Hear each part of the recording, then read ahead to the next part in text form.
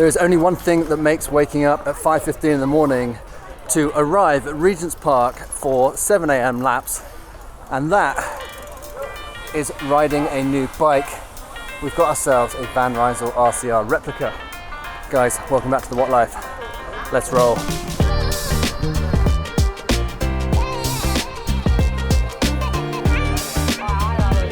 So joining the Sportful guys again this morning, they kind of throw out, I haven't worked out their actual schedule, they just seem to throw out impromptu invites to do laps on a random morning. It's Wednesday, November 6th, I think.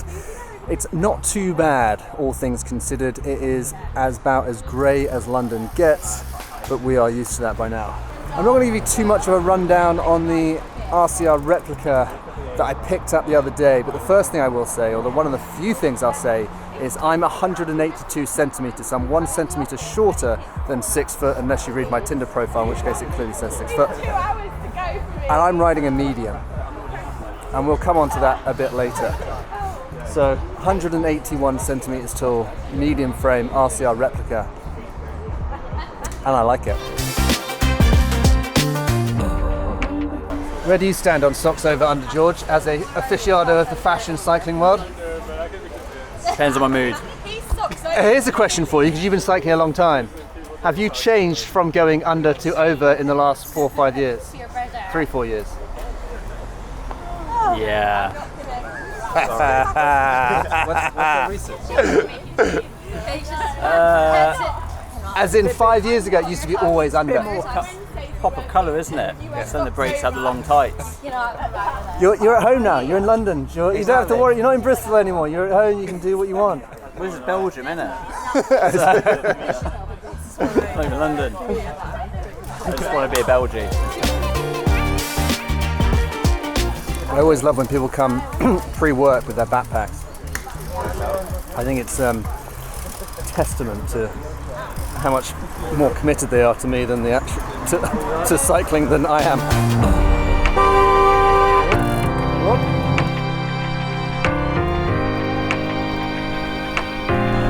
This time of year, you definitely get more of the committed cyclist in Regents Park, but it's still very busy.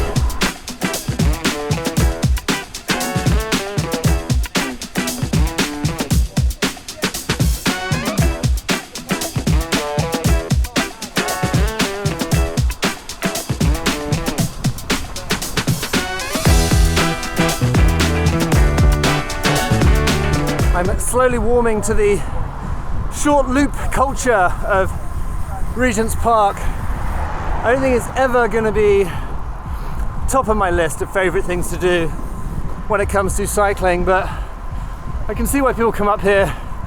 The roads are pretty nice and smooth, only a few holes. It's nice and wide, and yeah, kind of safety in having loads of other riders up here, and it's still very busy.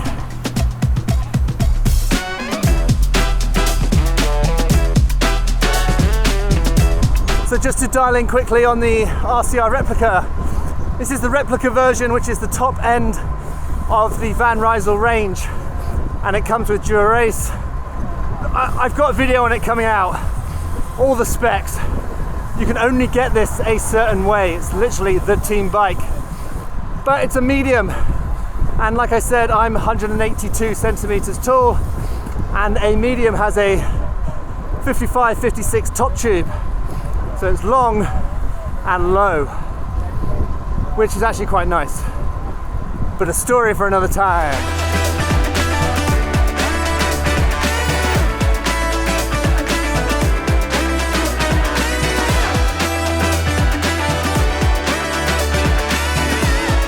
So 4 nice easy laps of Regents Park, and coffee and a cinnamon bun on the Sportful guys. More and more brands, having pop-up events in London. I've got one with MAP next weekend. God, I've got a ton going on. It's Roulette next week, which I'm going to as well. Turning left here, sorry. So, London is awash with cycling events. I'm here for it. I'm totally here for it. Just wish it was still summer, because it's a little bit chilly.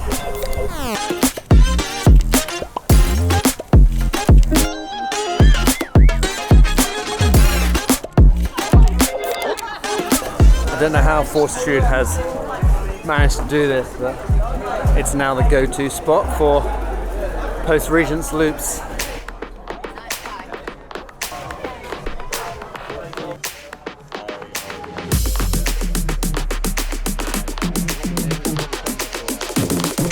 I'm not sure at what stage in my life I started relying on cycling groups to feed me pastries, but this is where we're at.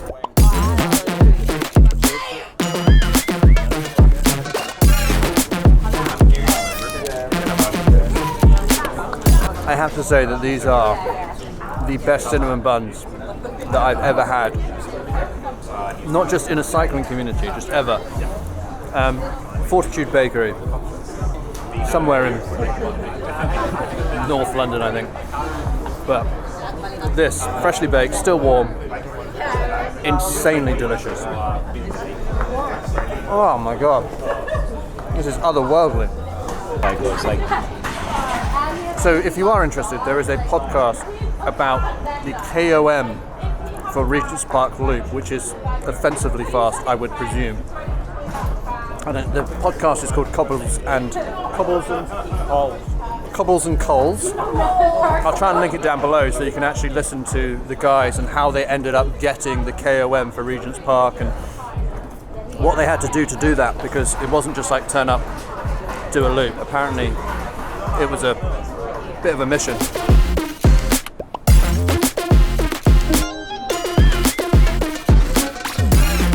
You have so many pastries that we're having to give some away. I think Fortitude is probably my favourite bakehouse that I've been to in London. Out of all the ones that I've been to, the cinnamon bun here is just exceptional. And even, dare I say it, a bit blasphemous, but it's better than the cinnamon bun at Cinnamon in Windsor, which is my local. Just freshly baked, absolutely out of this world. 5 stars. So having finished the Sportful ride, George and I, in our matching kit, are going to go and hit a few more loops of Regents Park. So he can tear my legs off. Apparently it's a thing where everyone quite enjoys dropping the what life. I should probably put more effort into making that a harder thing to do, but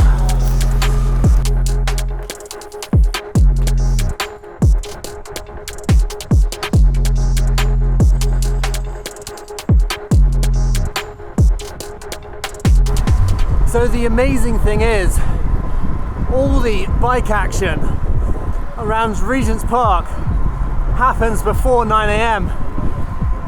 We're here now at 9 and there's no one, which is insane.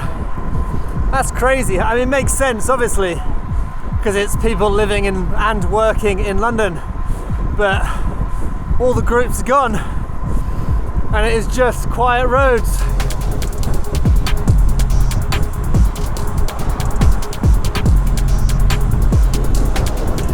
So many less people.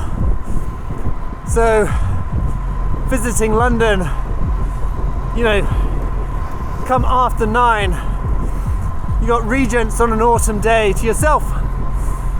I guess that could be quite nice.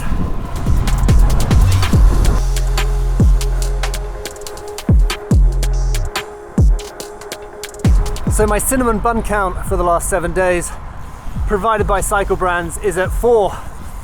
There's probably something to be said about watts per kg and joining in on some of these group rides, but they are nice nonetheless. Doing a few laps with the guys afterwards was actually a lot of fun. Tons less people in the park, can just kind of sustain a nice easy pace and just push a little bit, which was fun. So it's been a pretty good morning all in. I do like London. I do like not a massive fan of winter and autumn, to be honest with you. You get lots of slippery leaves of death lying all around the place that are just horrible when they get wet. But this morning it's been okay. Anyway, the last thing I'm gonna kind of leave you guys with is I've been riding with a new bike computer today, the Magene C606. I thought I'd give you a quick rundown because it costs £130, which is pretty damn reasonable. Touch screen and a nice bright screen. It's been pretty easy to use.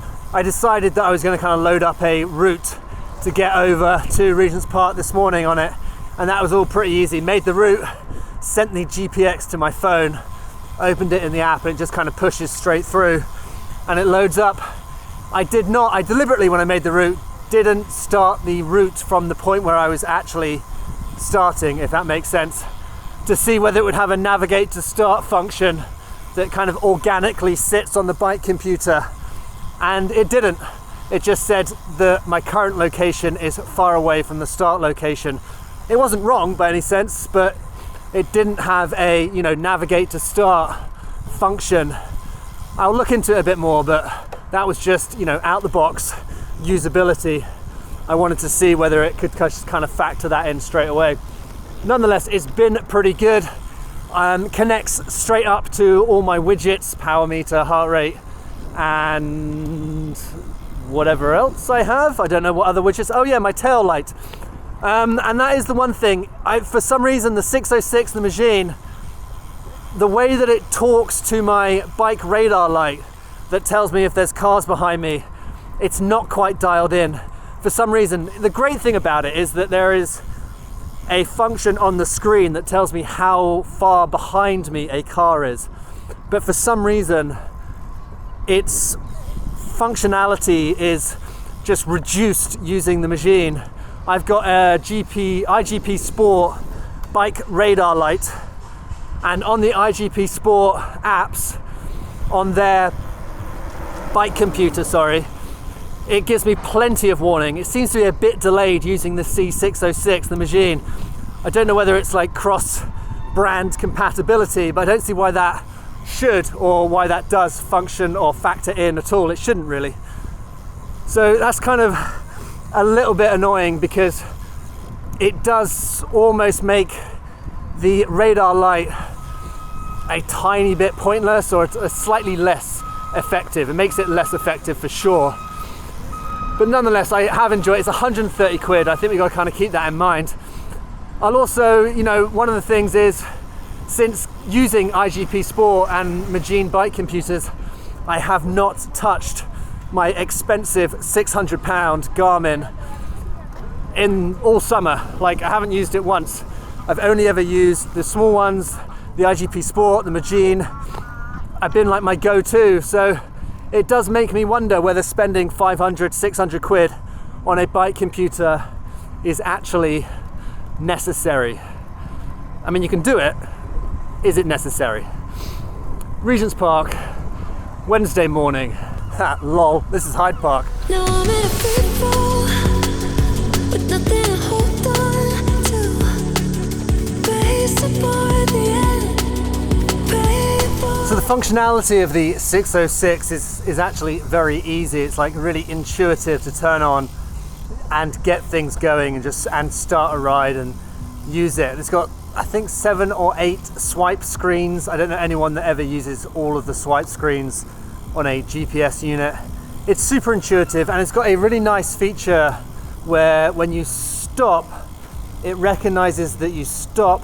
Obviously it has auto pause, but it then lets you touch the screen and adjust things once you've stopped. So, that's a nice little feature that kind of plays into the usability, because it means that when you stop, you can just hit it, go to the home screen, load up a route. Or what I did today is I didn't connect up my power meters, and because obviously we're on a new bike, so I was out riding. I was like, oh, I'm not getting power numbers.